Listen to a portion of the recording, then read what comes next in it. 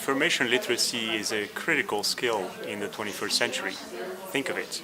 The amount of information that is doubling every 18 months out there on the internet. The ability to make sense of it all. So to analyze, synthesize, create information and do so in an ethical way. And this aspect of sense making is all the more critical nowadays than ever before. And that's what we're here to decide on and to design.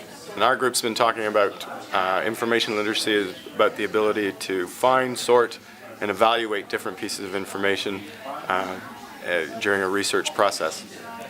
We felt that the best way to get there is to make sure things are embedded into the curriculum, that research projects are embedded into different subjects, different year groups, that kids do research regularly, scaffolded through the years, and to ensure that departments and year group teachers are working with the librarians and the IT coordinators to plan these activities, to ensure kids have a consistent message, to ensure that kids are getting the skills scaffolded and skills that are proper to their age, and also just to make sure that we're doing a consistent job across the curriculum and all teachers are basically information literacy teachers and working from a similar curriculum and similar process and vocabulary.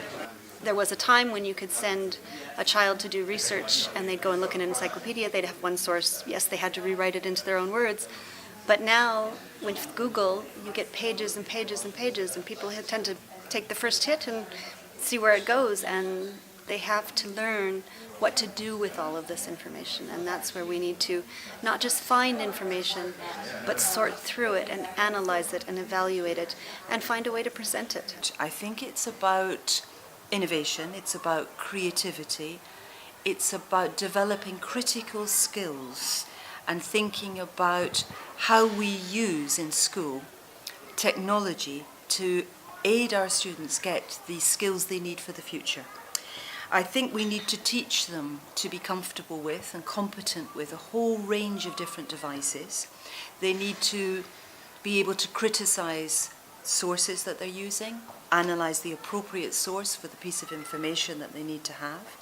I think it's about helping them to use tools to express their ideas and express their thoughts. I think they should also be taught to understand the implications and the impact of a digital world on society.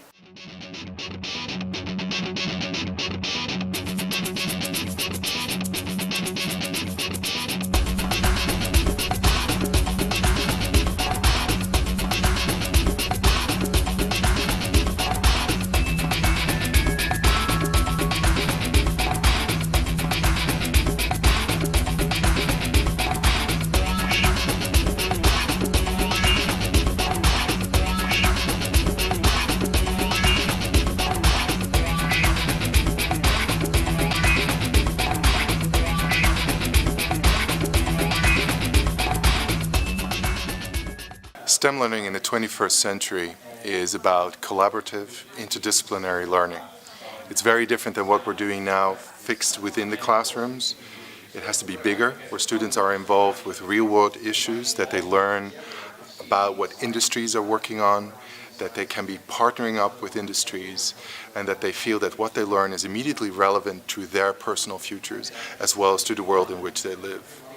It's a world of education that I see where mathematics and science and technology are all integrated, and where it's the problem, the question that drives the learning that is into it, as well as the students and the questions that the student has.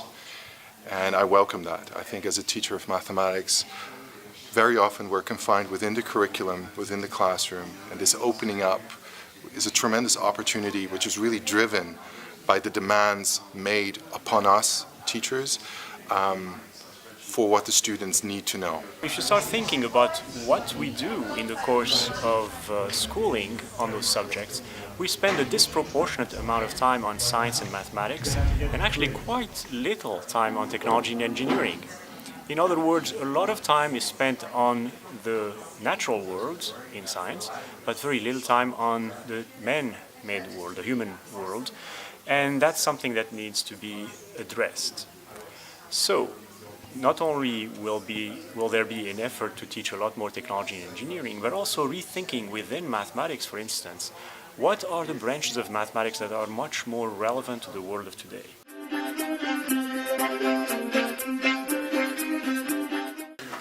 The most important thing I think we're trying to teach in science is how to think scientifically, how to analyse problems. If you look at what's on the board behind me, we're just trying to analyse the problem of electrical conduction by applying ideas of Newton's laws to it and see if we can come up with something that's sensible that matches our experience. So I would want students to go out of here quite sceptical when they look at scientific arguments in the world.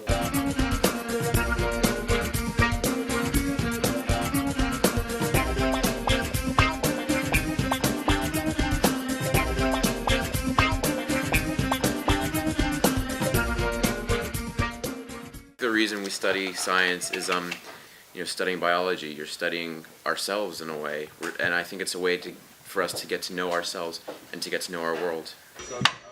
The reason we study science is because the world is changing so rapidly that we need to keep up to date with the world. And it's not only keeping up to date, it's to learn and learn more so you can develop your own knowledge. So maybe Newton at the time when he learned about the gravity and everything, he thought of it in a different way. So he learned the basis for him to develop his theories. In Switzerland, they decided after the Fukushima nuclear accident to phase out nuclear power over the next, I think, 20 to 30 years.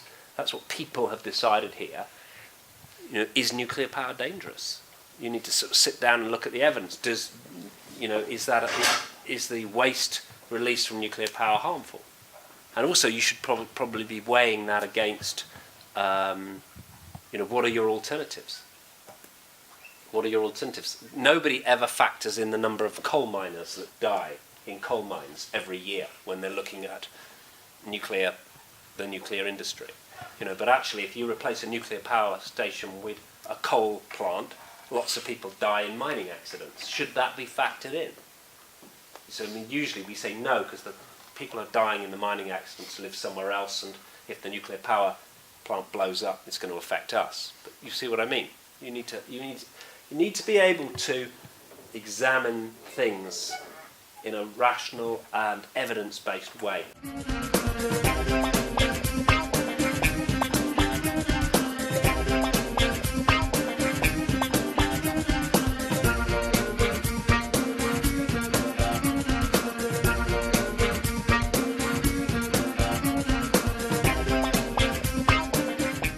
It is important to know more about sciences in the 21st century because it plays a big role.